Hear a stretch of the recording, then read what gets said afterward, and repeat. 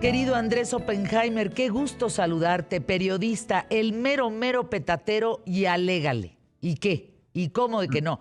Pero además a nivel internacional y zonas conurbadas, ¿eh? O sea, te conocen en todos lados. Cuéntanos, porque esta firma encuestadora de Sid Gallup, con su presidente que es Alejandro ¿Yamatei se apellida, Andrés?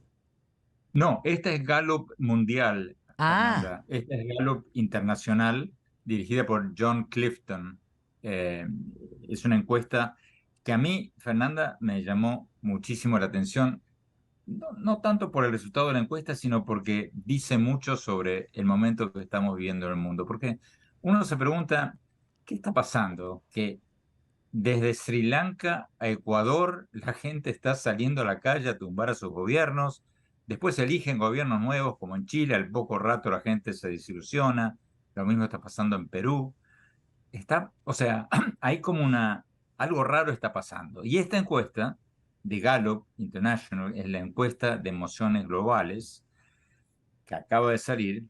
Muestra, escucha esto, Fernanda, ujú. porque es súper interesante, que la infelicidad o el descontento en el mundo está llegando a su punto más alto desde que se empezó a hacer esta encuesta. Válgame. La encuesta le preguntó a 127.000 personas en 122 países si sintió estrés, tristeza, ira, preocupación o dolor físico en las últimas 24 horas.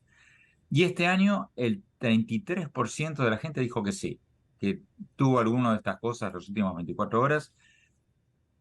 Esto comparado con el 24% apenas en el 2011. O sea, la infelicidad subió un 10% en los últimos 10 años.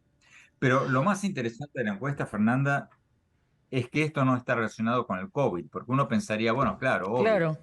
estuvo 2 años encerrada, ansiosa, desesperada, bueno, pero no, porque es una curva ascendente que empezó hace más de 10 años y que no tiene nada que ver, así lo dicen los que hicieron la encuesta, ni con el COVID, ni con la invasión de Rusia a Ucrania, ni con el intento de Sí. golpe de Estado de Trump, nada de eso. Es un cúmulo de cosas que han aumentado desde el 2010, 2011.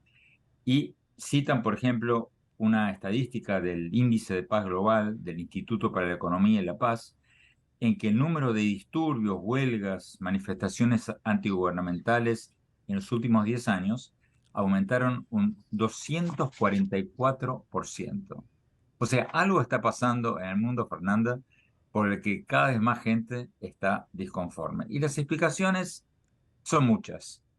El presidente de Gallup Internacional especula que es una combinación del aumento de la pobreza en los últimos 5 o 6 años, la soledad, las comunidades en decadencia, la escasez de trabajo en muchos lados. Eso, yo creo, Fernanda, mucho de eso es cierto y ayuda a explicar la tendencia, pero creo que hay mucho más que eso, porque aunque la pobreza en el mundo aumentó desde la crisis del 2008, eh, comparado con hace 20, 30, 40 años, disminuyó mucho. Todas las estadísticas mundiales muestran que hoy vivimos mejor que hace 100, 200 años, ¿no? O sea, vivimos más tiempo, vivimos más cómodamente, sufrimos menos que nuestros antepasados.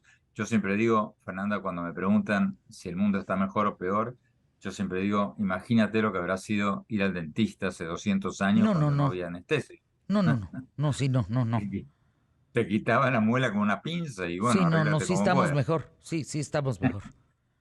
A mí no me sorprendería si el aumento del descontento mundial tiene algo que ver con el derrumbe de las religiones organizadas y el derrumbe de las ideologías, Fernanda. Porque las religiones se han quedado en muchos casos, no en todos por supuesto, pero en muchos casos dentro de cada religión, encajonadas en rituales, ¿no?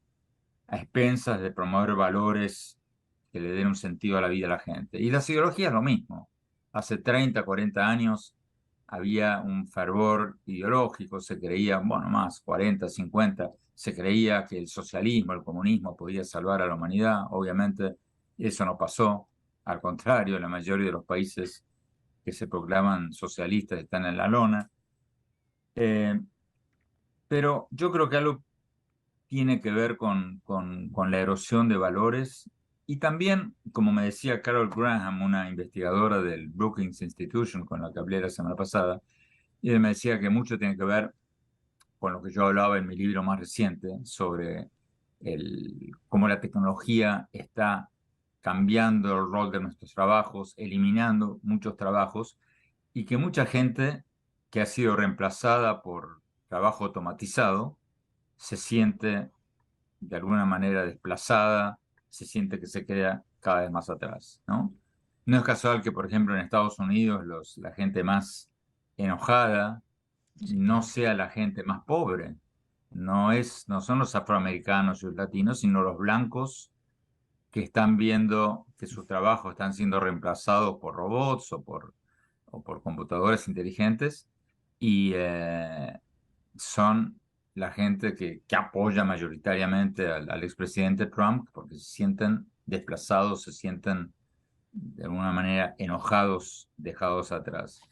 A mí, no sé cómo lo ves tú, Fer, pero a mí me parece muy, pero muy interesante esta encuesta y creo que habría que prestarle mucha atención porque si los niveles de descontento mundial siguen subiendo, vamos a ver más inestabilidad política y más inestabilidad económica y más pobreza.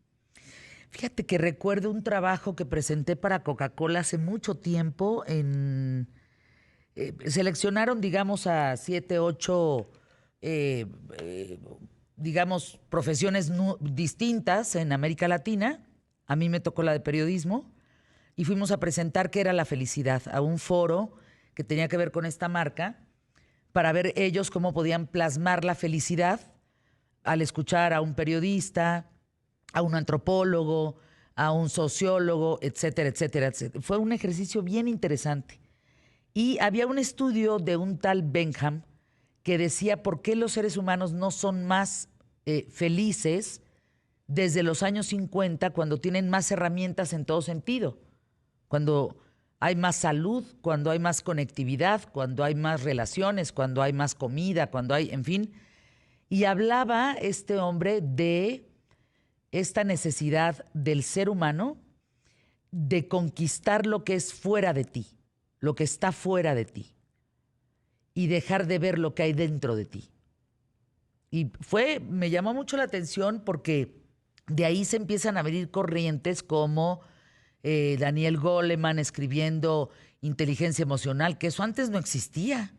Bueno, en Londres, ahorita que estábamos hablando que yo voy y tú vas y yo voy, hay un ministerio de la felicidad, Andrés, De la soledad. de la soledad, De la- de la soledad. pero en realidad es lo mismo, pero en realidad es Exacto, lo es lo mismo, mismo. Fernanda, porque están tratando de eliminar los focos de infelicidad, que son en su mayoría focos de soledad. Y lo más interesante, yo estoy metiéndome mucho porque eso es buena parte de mi próximo libro, Fernanda. Fíjate.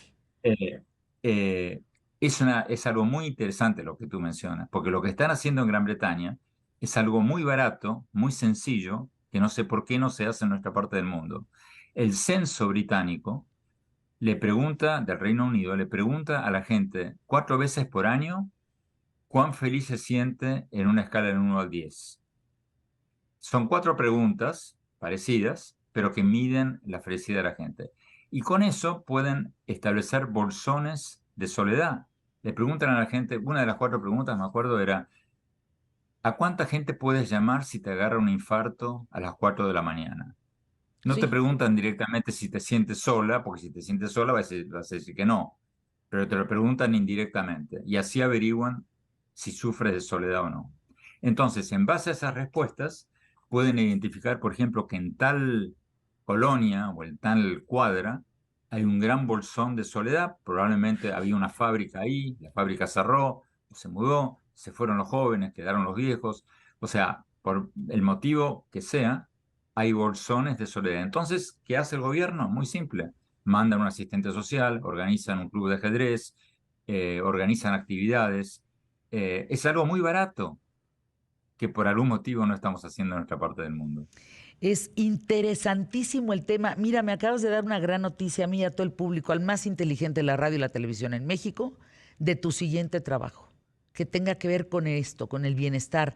Porque bueno, aquí hacen unas encuestas de pacotilla, que no, que los mexicanos somos refelices, cuando no se toma en serio esta inversión que existe por parte de un gobierno, no, para que de verdad sus ciudadanos vivan bien, porque no solo es de sonreír, o sea, es de tener certidumbre, tener seguridad, tener educación, tener salud, o sea, salir sonriente, que tú no tengas una sola preocupación para estar jetón y malagradecido, ¿no? Exactamente, no es casualidad que los países más felices, según el reporte de las Naciones Unidas, sean los países escandinavos, que tienen salud, tienen educación, Todo, tienen tienen todo. un buen ingreso, ¿no? O sea, Híjole. no se ríen todo el día, pero están más felices que nosotros, que nos Sí, reímos claro. mucho. Que nos reímos muchísimo y luego no sabemos por qué lloramos. No, no, no. Tú Exactamente. llegas a estos países escandinavos, bueno, no hay policías, Andrés, lo sabes, porque no son necesarios los policías. Sí, Uno no sí. se trincha al otro, pues, uno no se joroba al otro, ¿ya me entiendes? Porque el otro es igual que tú y tiene los mismos derechos, responsabilidades y obligaciones. Cuando tú piensas así, entonces sí la cosa cambia, ¿no? Hay mucho trabajo que hacer en todo este tema y tampoco hay que caer en lo contrario, en creer que simplemente podemos ser pobres y felices. Hay presidentes como el de México, el de Argentina, varios otros que dicen, bueno, el Producto Bruto no significa mucho, hay que buscar otra cosa. O sea, como que lo minimizan. No, en los países nórdicos la prioridad es crecer y reducir los bolsones de pobreza, pero eso no significa que haya que buscar otros valores añadidos, como el del bienestar, de la felicidad, que se deben añadir a la búsqueda de un crecimiento económico para reducir la pobreza. Porque con pobreza, Fernanda, nadie es feliz. No, pues no, ¿cómo van a ser felices? Gracias, mi querido Andrés. Gracias por estar con nosotros aquí en ¿Qué tal, Fernanda?